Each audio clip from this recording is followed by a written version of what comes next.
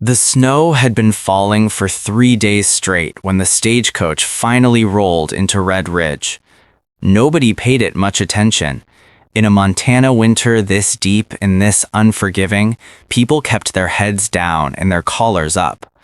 The wind had a way of cutting through even the thickest wool, and the kind of cold that settled over Red Ridge in January wasn't the kind you admired, it was the kind you survived. But on that particular morning, something arrived that Red Ridge had not seen in a very long time. Something that didn't belong. The stagecoach door swung open, and out stepped a young woman in a pale blue coat, the kind of coat made for crisp autumn afternoons in Philadelphia, not the savage, bone-deep cold of the Montana frontier. She wore small leather boots with delicate buttons up the side, completely unsuitable for the 6 inches of ice and snow packed into the main street. In one gloved hand, she clutched a carpet bag. Behind her, a young driver struggled down with the first of 3 enormous trunks, grunting under the weight as if he'd been hauling stone. And then came the parrot, a large emerald green bird in a brass cage, swinging wildly as the driver lowered it onto the snow. The parrot, apparently unhappy with the temperature, let out a shriek that echoed off every storefront on the block and caused old Harold Finch's horse to sidestep halfway into the feed store doorway. The woman, Lillian Harper, though no one in Red Ridge knew her name yet, stood in the middle of the street and looked around with wide, careful eyes. She was trying, clearly, to appear composed, to appear as though she had expected exactly this, as though a frozen wilderness at the edge of the known world was precisely what she had pictured when she'd read those letters back home in her small boarding house room, reading each one twice by candlelight, her heart quietly filling with something she hadn't felt in years: hope. She had traveled 4 days by train and 2 more by coach, carrying everything she owned and a bird named Captain who had learned somewhere along the journey to repeat the phrase "cold as the devil" with startling clarity. She had come to marry a man named Ethan Walker. She had come to begin again. Ethan Walker was in his shop when word reached him. He was bent over a saddle, a custom piece for a rancher up near Billings, his hands working the leather with the focused, mechanical precision of a man who had long since not needing to think about what his hands were doing. The shop smelled of hide and oil and wood smoke, and it was the one place in Red Ridge where Ethan felt, if not peaceful, then at least numb. Numbness had become acceptable to him. Numbness was manageable. He was a tall man, lean in the way that hard winters and harder years make a man lean, with dark hair going silver at the temples and eyes the color of storm clouds. Not threatening exactly, but distant, always distant. The kind of eyes that had once been warm, people said, if you had known him before Claire, before the baby that never took a breath. 3 years had passed since that night, and Ethan Walker had not been back. Not truly, since. It was young Tommy Briggs, the blacksmith's boy, who came running into the shop, breathless, cheeks red as apples. "Mr. Walker," the boy panted, pulling up short at the sight of the man's expression. "There's a woman at the stagecoach stop. She's got trunks and a bird, and she's asking for you by name. Says she's—" He paused, uncertain. "Says she's your bride." The leather tool in Ethan's hand went still. He looked at the boy for a long, quiet moment. "My what?" He walked to the stagecoach stop with the slow, deliberate steps of a man being led somewhere he did not want to go. He already had a feeling, a cold, settling feeling that had nothing to do with the weather. When he turned the corner and saw her standing there, small, brave, shivering in that ridiculous blue coat, something moved through him. Not warmth, not yet. Something more like recognition. The recognition of a person trying very hard to hold themselves together in front of strangers. He had felt that every day for 3 years. She saw him coming and straightened slightly. She had a soft face, honest and open, with dark eyes that were doing their very best to appear confident. She extended one gloved hand. "Mr. Walker," she said, and her voice was steadier than he expected. I'm Lillian Harper. I believe you've been expecting me." Ethan stopped a few feet away. He looked at her hand. He looked at the trunks. He looked at the parrot, which chose that exact moment to announce loudly and without prompting, "Cold as the devil, cold as the devil." "Miss Harper," Ethan said, slowly, "I have to be honest with you. I was not expecting you." She blinked. "I beg your pardon?" "I didn't write to you. I didn't write to anyone." The color in her cheeks, already pink from the cold, shifted into something different. She lowered her hand. A long silence passed between them, filled only by the wind and the parrot's continued editorial commentary. "Then who?" she began. "My brother," Ethan said, and the word came out tired, like he had already lived this conversation in his mind on the walk over and had no energy left for the performance of it. "His name is Jesse. He means well. He always means well, and he always causes damage." Lillian stood very still, a woman trained by a lifetime of difficulty to absorb a blow without flinching. She looked down at the snow for a moment. When she looked back up, there was no accusation in her eyes, no anger even, though she would have had every right to it. "I see," she said simply. And those two words, spoken so quietly, with such restrained dignity, did something unexpected to Ethan Walker. They cracked something, somewhere deep and sealed, that he hadn't known was still capable of cracking. What happened next was not planned.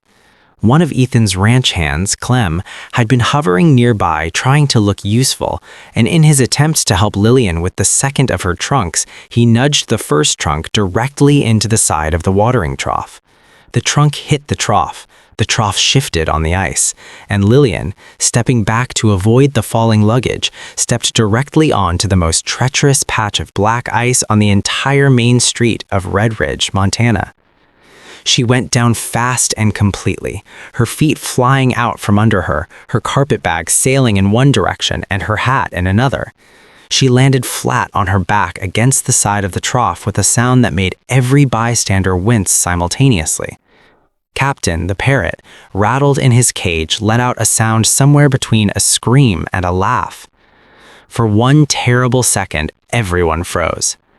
And then Ethan Walker, the man who had not laughed in 3 years, the man whose face the town had not seen soften since the winter his wife died, the quiet, hollow saddlemaker who moved through Red Ridge like a ghost, laughed. Not a polite chuckle, not a restrained smile, a real laugh, sudden and uncontrollable, the kind that comes from somewhere you forgot existed. It burst out of him like something that had been sealed under pressure for too long, and it startled him so badly that he actually pressed his hand over his mouth, as if he could take it back. He couldn't.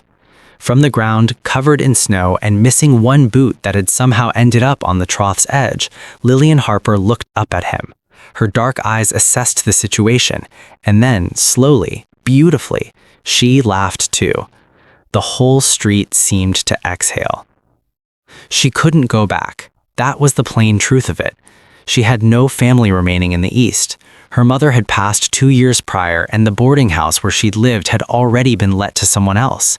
The money she had spent on the journey had taken nearly everything she had saved, and the pride it had cost her to answer that advertisement in the first place, to write those careful, hopeful letters, to allow herself to believe in the possibility of something new, that had cost her more than money. Ethan stood in his kitchen that evening, staring at the table where he and Claire had eaten breakfast every morning for 6 years, and he made a decision that surprised even himself. "You'll take the spare room," he said, not looking at her, "until spring, until we can arrange something proper." Lillian stood in the doorway of the kitchen, holding Captain's cage. "I don't want your charity, Mr. Walker." "It isn't charity, it's common sense. You can't sleep in a stagecoach in January." A pause. "I can cook," she offered quietly, "and I can mend, and apparently I can provide entertainment by falling on ice if the situation calls for it." The corner of Ethan's mouth moved, just barely. "The room's at the top of the stairs," he said. The weeks that followed were quiet ones. There were no grand conversations, no sudden revelations, just the slow, careful rhythm of two strangers learning to occupy the same space without flinching. Lillian cooked breakfast every morning, simple things, eggs and bread and strong black coffee, and left a plate for Ethan before he came in from the barn, not requiring him to sit with her, not requiring anything at all. She seemed to understand instinctively that what a grieving person needs most is not to be pushed. Ethan noticed.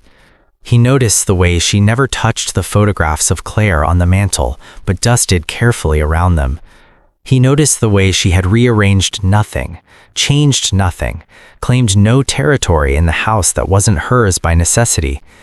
He noticed how she spent her evenings reading by the fire, her feet tucked under her, Captain asleep and silent on his perch for once, and how she never seemed to need the silence filled. One evening in February, he came in late from the shop and found her asleep in the chair by the fire, her book open on her lap. The fire had burned low.